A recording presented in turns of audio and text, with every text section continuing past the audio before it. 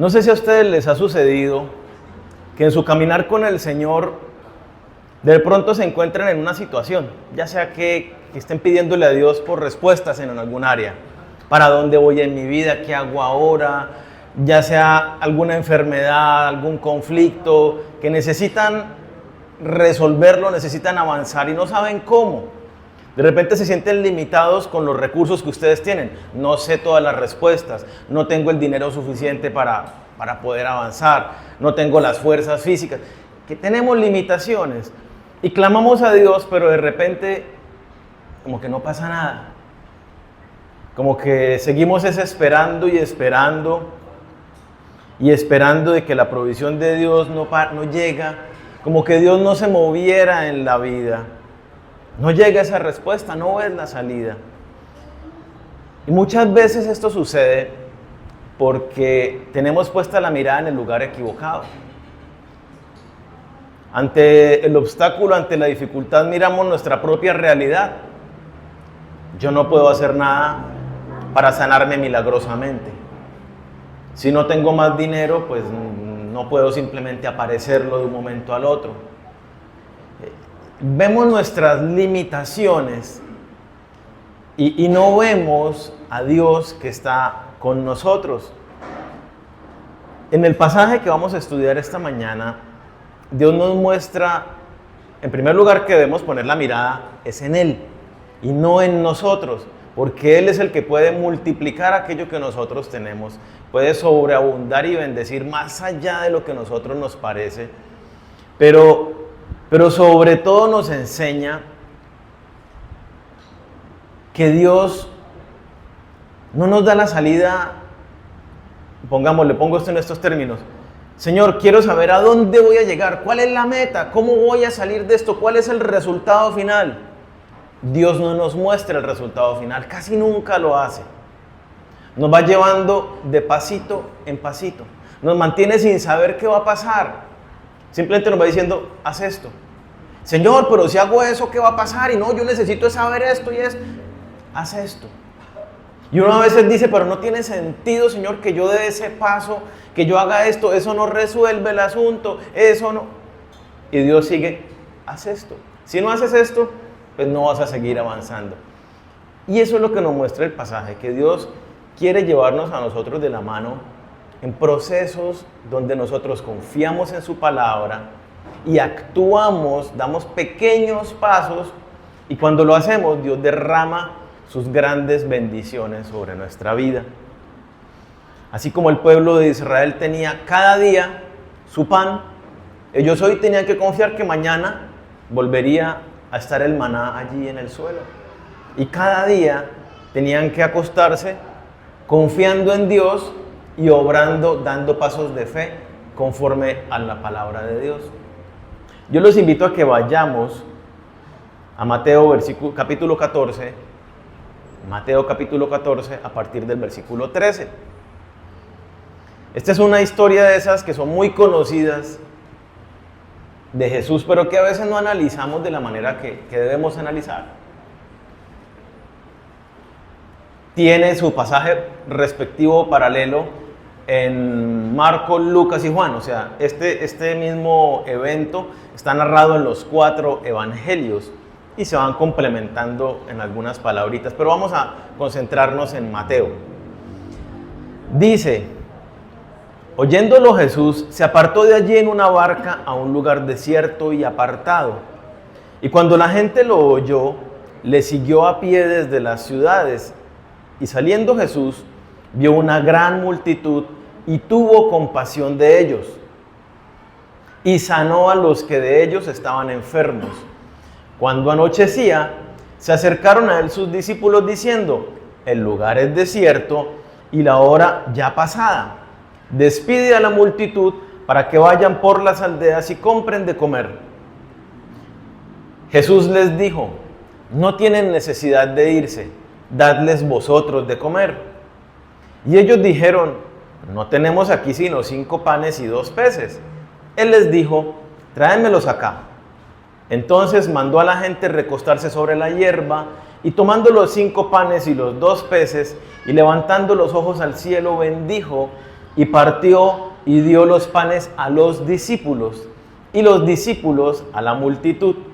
Y comieron todos y se saciaron y recogieron lo que sobró de los pedazos, 12 cestas llenas.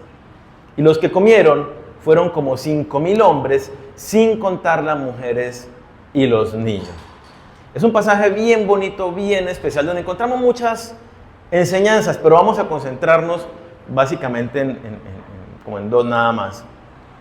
Para poner un poco en contexto, los discípulos vienen llegando de una misión donde habían ido por las aldeas, las ciudades, los pueblos, predicando el evangelio, y llegan a contarle a Jesucristo lo que pasó, y Él los agarra, los sube en la barca y les dice: vamos, es necesario que ustedes descansen. Y se van en la barca, como dice allí, a un lugar apartado y desierto. ¿A qué iban ellos? A descansar, porque nosotros necesitamos descanso, hay que trabajar, pero también hay que descansar. Dice apartado y desierto, es decir, lejos de la civilización.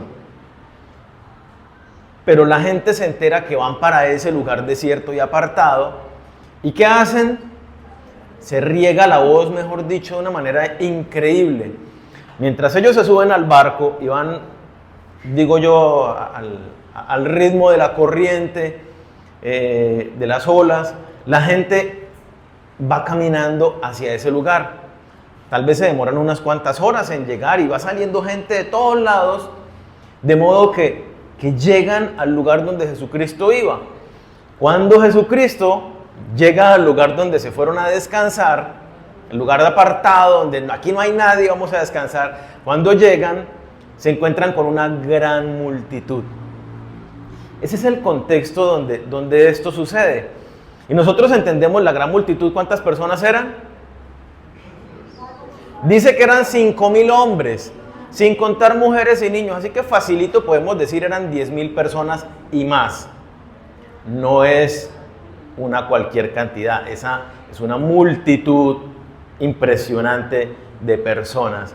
Y entonces vemos ahí en el versículo 14, y saliendo Jesús, vio una gran multitud.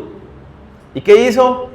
Tuvo compasión de ellos y sanó a los que de ellos estaban enfermos.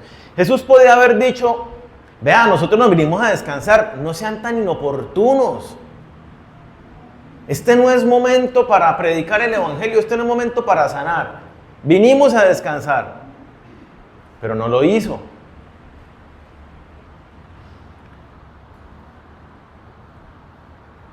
En los pasajes paralelos, en Marcos dice que comenzó Jesús a enseñarles muchas cosas.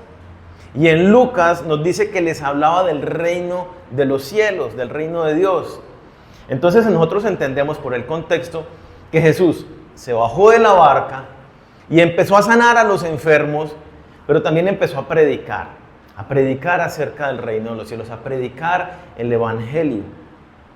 ¿Por qué Jesucristo hizo a un lado su descanso, hizo a un lado el descanso de sus discípulos? ¿Por qué lo hizo? ¿Por mayor productividad? ¿Porque la empresa tuviera mayores ganancias? ¿Por tener más plata? Porque ese es el común de la gente, ¿no? Yo sacrifico mi descanso por trabajar más horas.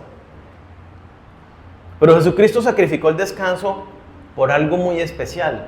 Tuvo compasión de ellos, por la vida eterna de esas personas. La vida eterna de esas personas valía más que el descanso y el sueño. En ese momento, hubo otros momentos donde se fueron y lograron su cometido de poder descansar y llevar una vida equilibrada. Entonces, Jesús tuvo compasión. El Evangelio de Marcos complementa esto y dice compasión porque al verlos, los vio como ovejas que no tienen pastor.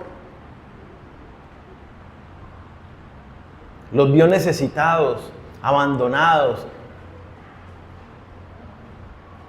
Y tuvo compasión, literalmente fue movido desde sus entrañas, desde lo profundo de su ser fue movido a buscar el bienestar de ellos. Y es una lección para que nosotros aprendamos a ser compasivos con las personas que nos rodean. Nosotros tenemos que aprender a ver a los demás, a los que están sin Cristo y verlos como Él los ve. ¿Cómo los ve Él? Como ovejas sin pastor. Y nosotros somos enviados a esas ovejas sin pastor, para que se hagan y se conviertan en ovejas del buen pastor. Necesitamos ver a los vecinos, a los compañeros de trabajo, de la universidad, y entender que la condición de ellos es la condición de la condenación eterna en el infierno. Y sin Cristo no tienen esperanza.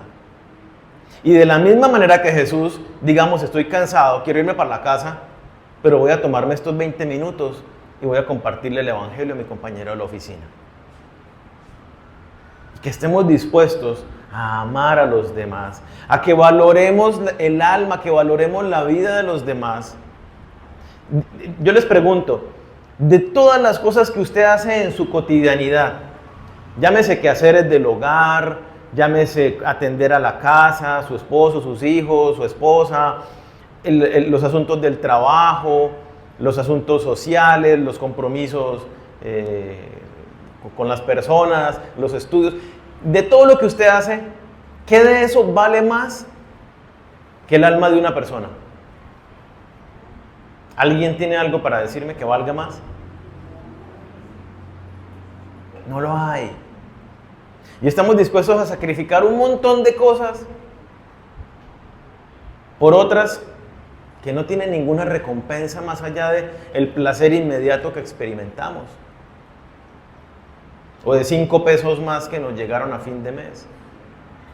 Pero no estamos dispuestos a tener esa compasión por las personas. Entonces, puedes estar ocupado haciendo muchas cosas, pero ninguna es tan valiosa como la eternidad de otra persona. Entonces, tengamos compasión y prediquémosles el Evangelio. Pero yo quiero que nos concentremos en lo que continúa. Versículo 15.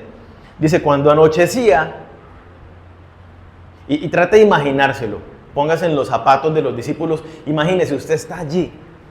Vienen de la misión, vienen cansados, se bajaron del barco y hay más de 10,000 personas necesitadas, clamando, estirando la mano por sanidad, por palabra, por respuesta.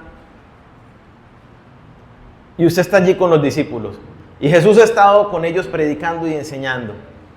Y ellos ven, y dice allí, cuando anochecía, se acercaron a él sus discípulos diciendo, el lugar es desierto y la hora ya pasada.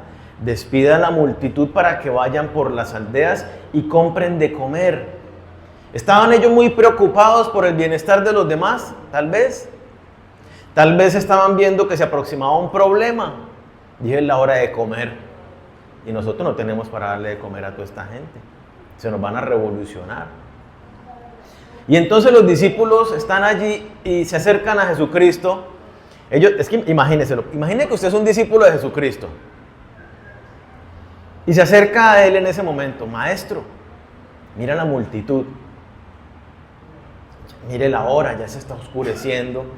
Mándelos para sus casas para que vayan y compren pan o lleguen a su casa y coman y se acuesten. Y la respuesta de Jesús, ¿cuál es? Que eso es lo que me encanta el Señor, como es de... Jesús les dijo, no tienen necesidad de irse, dadles vosotros de comer. Usted es discípulo de Jesús.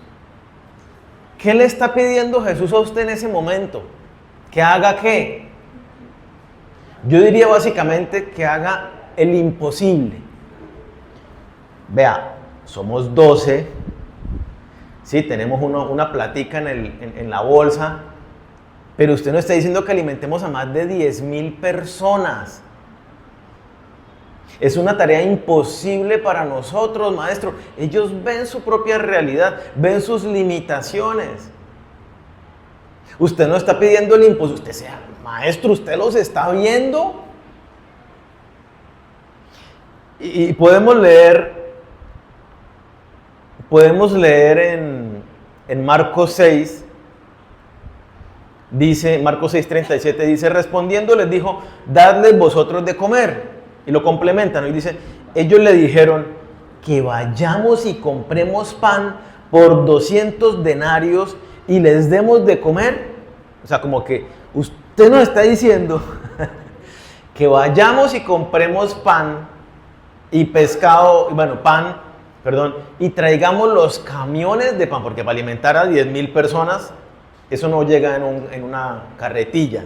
Hay que traer camiones llenos para poder darle de comer a más de 10,000 personas. Entonces dicen, usted nos está diciendo que compremos pan para más de 10,000 personas por un valor de 200 denarios.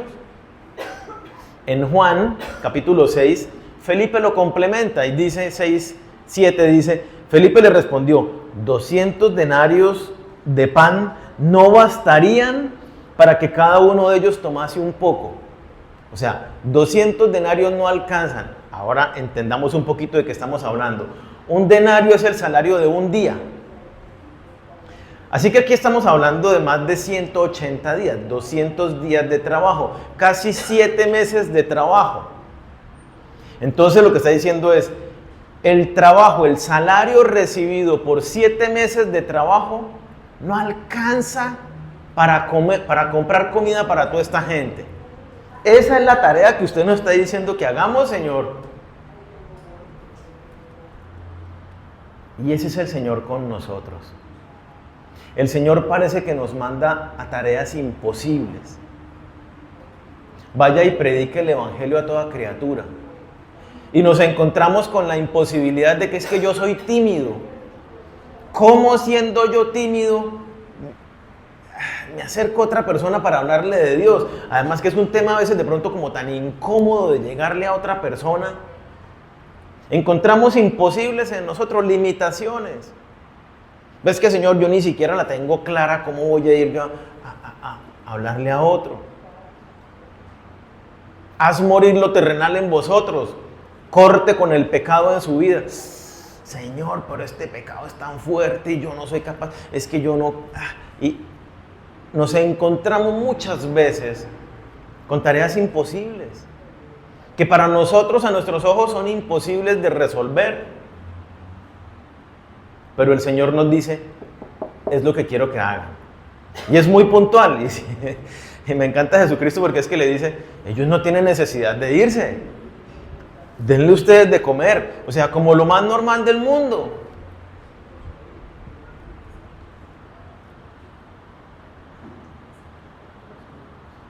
Y ellos le dijeron, seguimos allí en Mateo 14, 17. Ellos dijeron, no tenemos aquí sino 5 panes y 2 peces.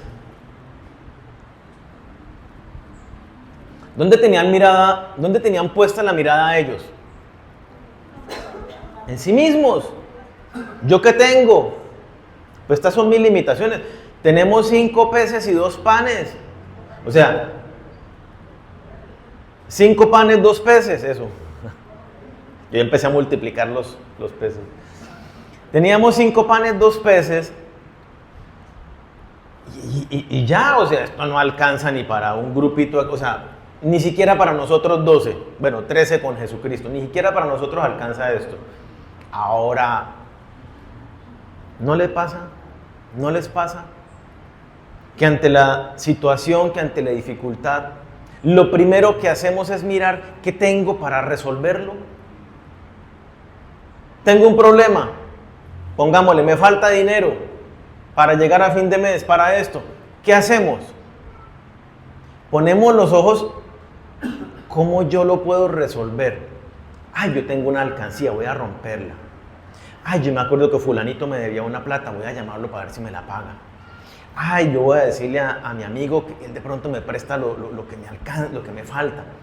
Miramos en nuestros recursos de dónde podemos echar mano para resolverlo.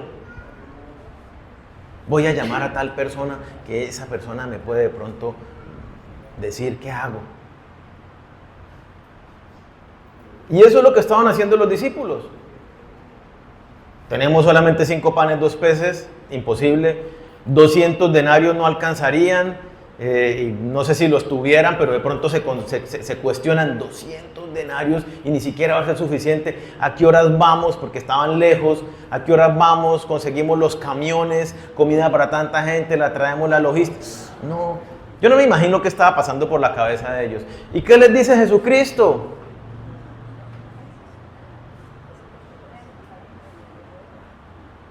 Versículo 18. Y yo quiero que miremos, antes de eso no importa las limitaciones que tú tengas, no mires tus limitaciones, mira al Señor que está contigo. Jesús les mandó eso, pero ¿dónde estaba Jesús? Ahí con ellos.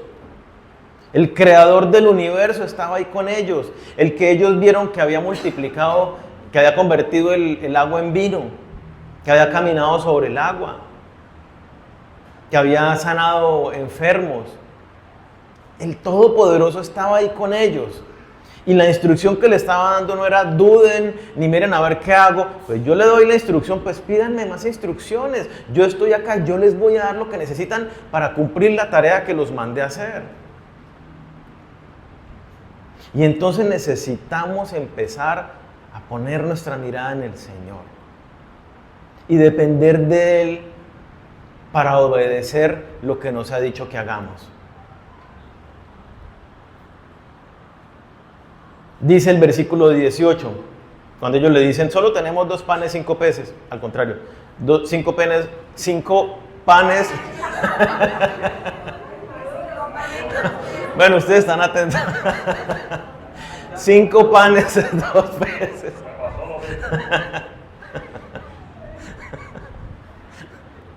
Versículo 18. Él les dijo, traédmelos acá. Entonces mandó a la gente recostarse sobre la hierba.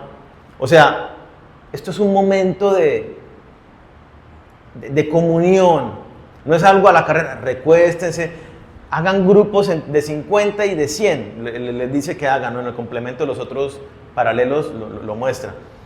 Recuéstense sobre la hierba. Y tomando los 5 panes y los 2 peces, y levantando los ojos al cielo, bendijo y partió y dio a los discípulos, y dio panes a los discípulos, y los discípulos a la multitud. Jesús toma estos alimentos y los bendice. Y este es uno de los milagros más comentados y enseñados de Jesucristo. Cuando uno recuerda ¿qué milagros hizo Jesús? Multiplicó los panes y los peces y alimentó a 5,000 y no sé qué. Es una de los que tenemos aquí en la cabeza guardados. Pero recordemos algo. ¿Qué quería Jesucristo? ¿Alimentar a las personas o que los discípulos alimentaran a las personas? La intención de Jesús no era el alimentar a las personas, sino el cómo se iban a alimentar. Y el cómo lo entendemos en la orden que Jesucristo les dio. Ustedes aliméntenlos. Ustedes, mis discípulos, son los que deben cumplir con la tarea imposible, no yo. Y entonces Jesús bendice los alimentos. ¿Y a quién se los da? A sus discípulos, no a las personas. Él les da la tarea, pero ahí mismo también les da la provisión para que cumplan la tarea. Entonces aquí había 2 problemas o necesidades. Por un lado está la gente con hambre y por otro lado tienen la necesidad de comer, y por otro lado están los discípulos que tienen la tarea, la orden de su maestro de darles de comer a toda esa multitud. Un detalle supremamente importante: los discípulos lo entregaron a la multitud. Termina allí el versículo. Este es el milagro, como lo mencionaba, de los más mencionados, pero frecuentemente pasamos por alto cómo se dieron las cosas, cómo sucedió realmente el milagro.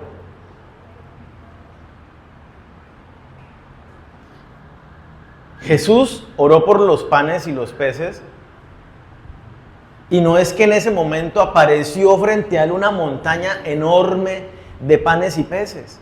No sucedió así. ¿O sí? No.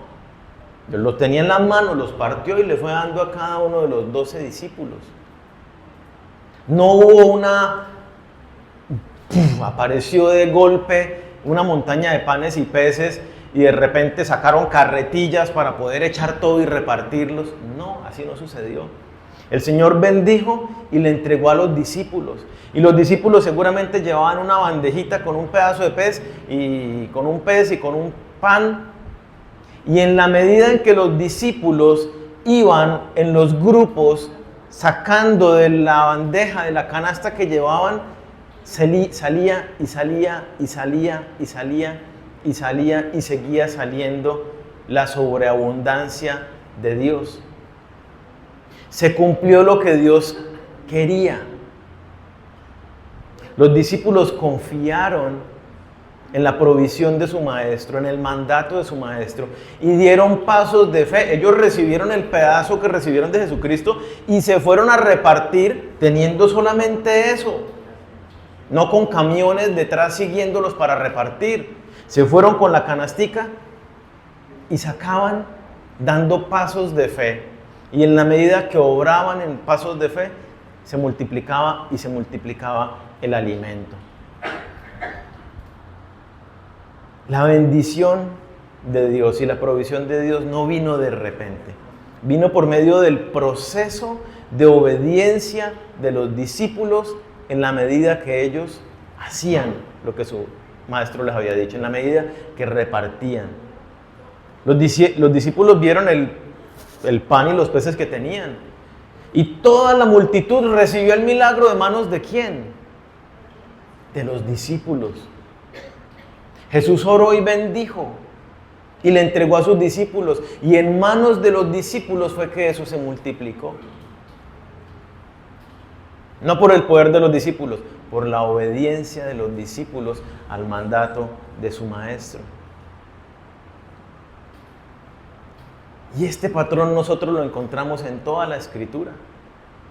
Si nos vamos, por ejemplo, a Génesis, no lo leamos, pero lo vamos a recordar. Génesis capítulo 22, del versículo 9 al 13, encontramos el caso de Abraham.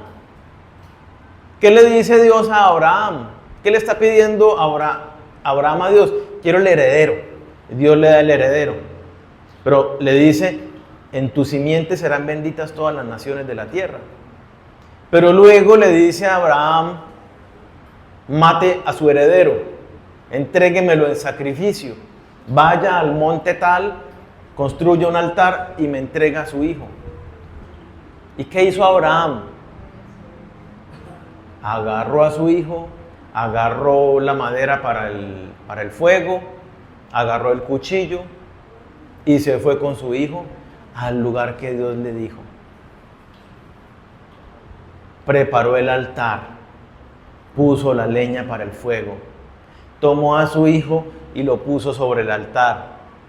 Sacó su cuchillo. Miren todos los pasos que fue dando Abraham en obediencia a Dios, sin ver qué iba a pasar. O sea, Abraham tuvo que dar el paso de matar a su hijo en su corazón. Tomó la decisión efectivamente de, yo obedezco lo que Dios dijo y voy a entregar en sacrificio a mi hijo. Y cuando Abraham fue dando los pasos que tal vez para él eran imposibles, ¿cómo voy a matar a mi hijo? ¿Qué va a pasar? ¿Qué le voy a decir a mi esposa? Que mejor dicho que es el de la promesa, el heredero que yo le pedí todo el tiempo. Pero cuando él dio los pasos, ahí es cuando Dios proveyó un sustituto. Y el ángel detiene a Abraham y le dice, mira, ahí está el sustituto. Y él levanta los ojos y está el cordero. Y le dice, sacrifique el cordero en lugar de su hijo. Y eso es un símbolo de Cristo. Cristo en lugar de nosotros. El cordero. Y ahí se dice por primera vez, Jehová Jireh. Dios proveerá. Dios proveyó. ¿Pero por qué proveyó? Porque Abraham le creyó a Dios y dio pasos en obediencia aunque le costara. Y sin saber qué iba a terminar pasando. Imaginándose un futuro conforme a esos pasos, pero resultó que Dios tenía otros planes. Y no solo proveyó un sustituto, sino que lo bendijo, le confirmó la promesa.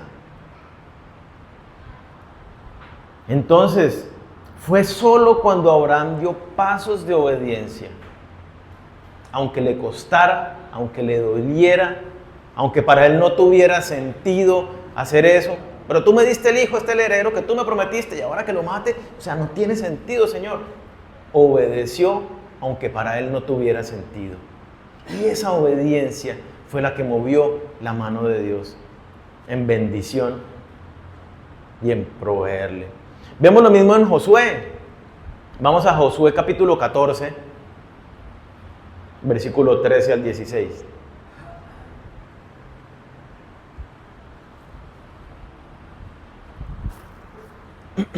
Dice: y cuando las plantas de los pies de los sacerdotes que llevan el arca de Jehová, Señor de toda la tierra, se asienten en las aguas del Jordán, las aguas del Jordán se dividirán, porque las aguas que vienen de arriba se detendrán en un montón.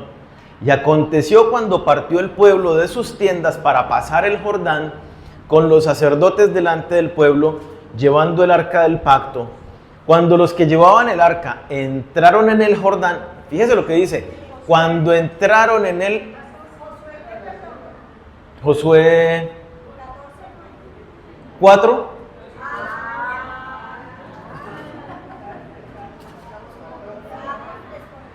¿Y qué escucharon?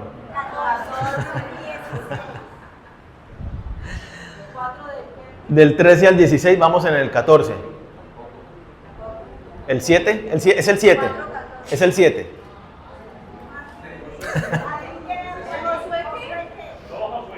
Josué 7 del 13 al 16. ¿Tampoco es el 7? Bueno, está por ahí, créanme. Ay, me confundí aquí al ponerlo. Bueno, pero es Josué. Bueno, puede ser el 3. Puede ser el 3. Puede ser el 3, dice. Sí, cuando van a entrar a la tierra prometida. Puede ser el 3, del 13 al 16. Y cuando las plantas de los pies de los sacerdotes que llevan el arca de Jehová, Señor de toda la tierra, se asienten en las aguas del Jordán, las aguas del Jordán se dividirán, porque las aguas que vienen de arriba se detendrán en un montón. Y aconteció cuando partió el pueblo de sus tiendas para pasar el Jordán, con los sacerdotes delante del pueblo llevando el arca del pacto, cuando los que llevaban el arca entraron en el Jordán, fíjese, cuando los que llevaron el arca entraron en el río, y los pies de los sacerdotes que llevaban el arca fueron mojados a la orilla del agua, porque el Jordán suele desbordarse por todas sus orillas todo el tiempo de la siega. Las aguas que venían de arriba se detuvieron como en un montón bien lejos de la ciudad de Adám, que está al lado de Zaretán, y los que descendían al mar de Arabá, al mar salado, se acabaron y fueron divididos, y el pueblo pasó en dirección de Jericó. Es el 3. 3, por eso, yo les dije el 3. Gracias. Confirmado. Entonces 3 del 13 al 16.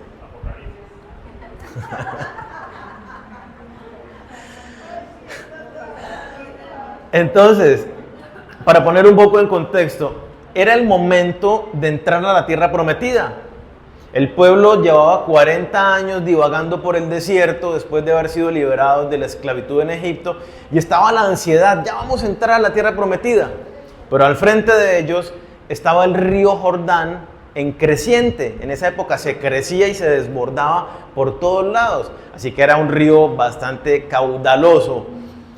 Y entonces la instrucción es: pásenlo.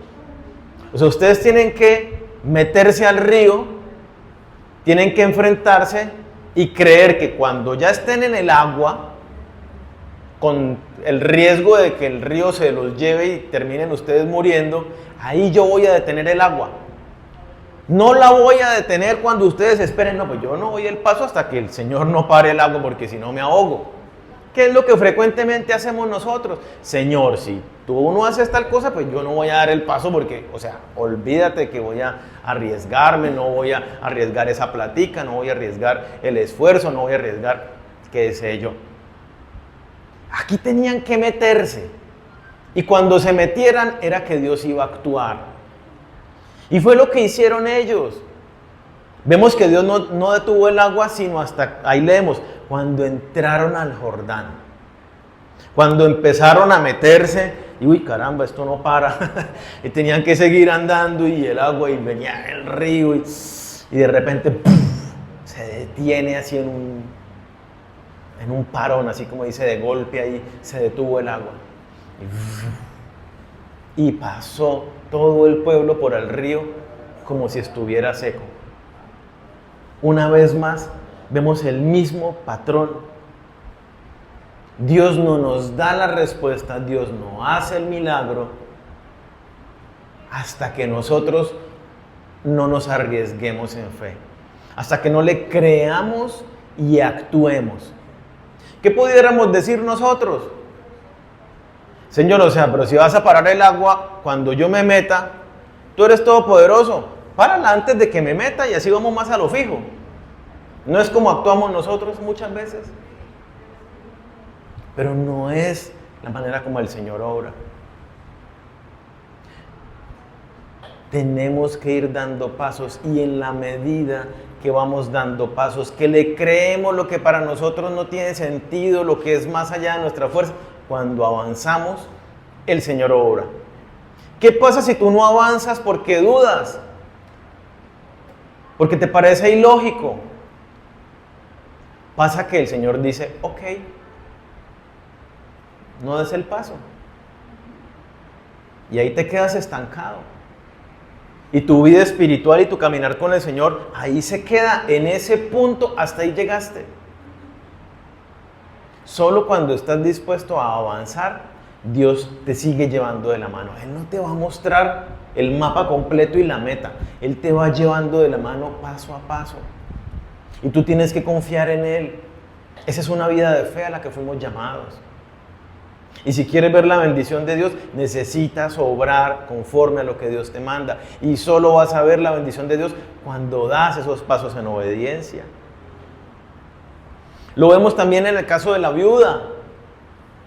Segundo de Reyes 4, versículo 3 al 6. Confirmen por favor que me hayan escuchado bien. Segundo de Reyes 4, del 3 al 6.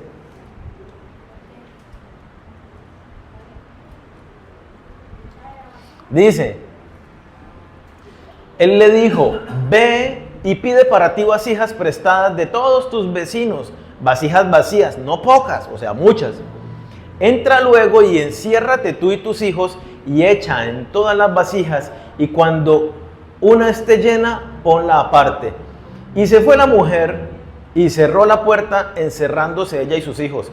Y ellos le traían las vasijas, y ella echaba el aceite. Cuando las vasijas estuvieron llenas, dijo a un hijo suyo, tráeme aún otras vasijas. Y él dijo, no hay más vasijas. Entonces cesó el aceite. El aceite era la provisión de Dios milagrosa para esta mujer en este tiempo de escasez.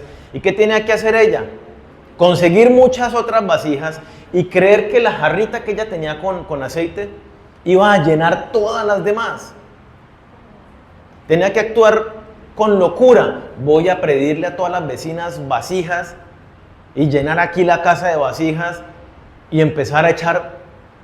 Y lo hizo. Y en la medida de que fue dando el paso, salía y salía y salía aceite sin parar la provisión de Dios. ¿Cuándo paró la provisión de Dios? Cuando ya no hubo más vasijas. Ahí ya no dejó de producir aceite la vasija. Entonces, ella no pidió simplemente, Señor, provéeme, y que le apareciera una montaña de comida para el tiempo de la dificultad allí en donde vivía, sino le creyó lo que Dios le dijo. No se quedó quieta esperando que pasara algo, actuó conforme al plan loco y sin sentido que Dios le estaba mandando a través del profeta.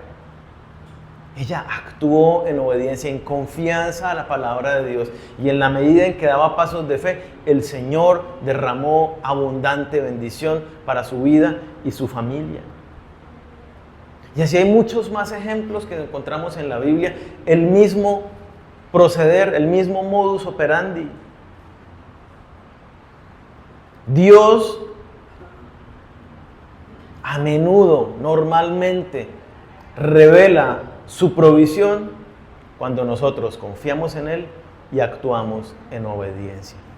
No antes, no cuando dudamos o cuando nos quedamos quietos esperando. Algunas cosas van a venir a tu vida solamente cuando empieces a caminar en la dirección que está dándote. Alguna provisión va a llegar solamente cuando estés dispuesto a dar lo que Dios te ha pedido que des. Algunos milagros no se van a hacer realidad a menos de que te muevas con lo que Dios ya ha puesto en tus manos, que tú los pongas en las manos de Dios y actúes conforme lo que Dios te ha mandado.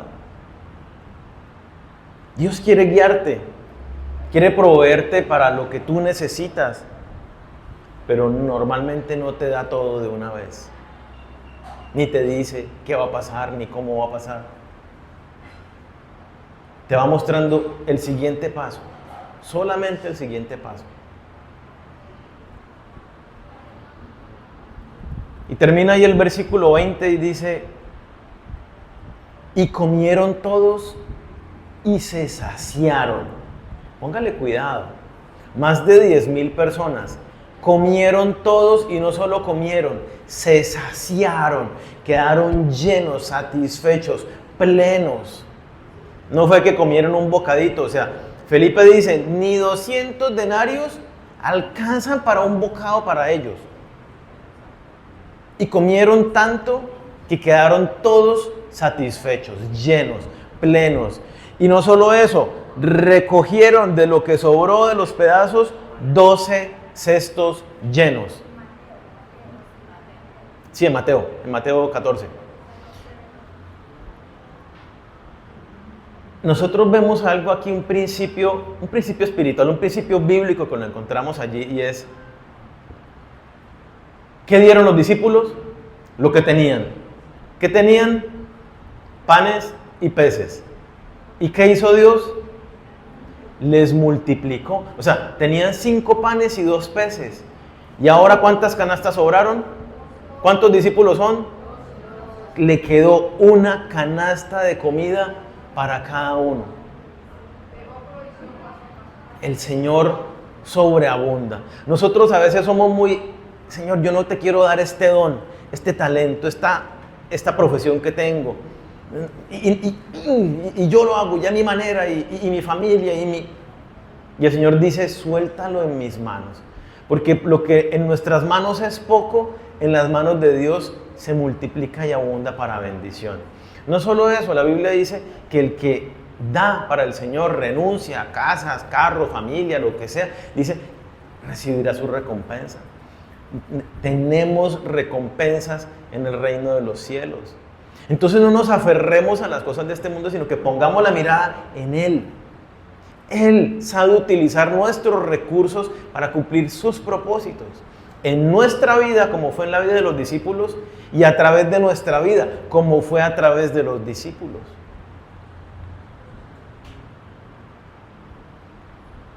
Entonces, para finalizar, necesitamos aprender a confiar en el Señor. Necesitamos pedirle al Señor que nos dé corazones compasivos, para que veamos a las demás personas y veamos la necesidad en ellos. Y entendamos el llamado que Dios nos ha hecho de ir y proveer para sus necesidades. Y el Señor nos da lo que necesitamos.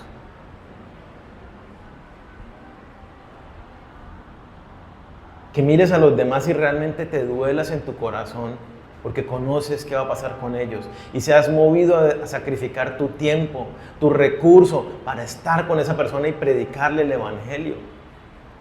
Creo que les entregaron a todos a la entrada los 4 principios. Si no, ahorita a la salida agarren cada uno. No tengamos excusa para hablar del Señor. Tal vez lo que tienes es poco. Tal vez lo que crees que necesitas no es suficiente con lo que tú tienes para salir de esa situación. Ponlo en manos del Señor. No mires tus limitaciones. Mira al Señor que está contigo y que te va a proveer lo que necesitas para cumplir la misión que te ha dado. Él quiere cuidar de ti en todos los sentidos, pero necesitas creerle a Él, confiar en su palabra, aunque no la entiendas, aunque te parezca ilógico, absurdo, y dar pasos de fe. Y ahí vas a ver cómo Dios abre las ventanas para bendecir tu vida. Confía en la palabra de Dios y da pasos de obediencia en la dirección que Dios te está guiando. Dios no te va a dar el panorama completo, pero está contigo y te lleva de la mano en el paso a paso. Así que confía en Él y actúa en obediencia.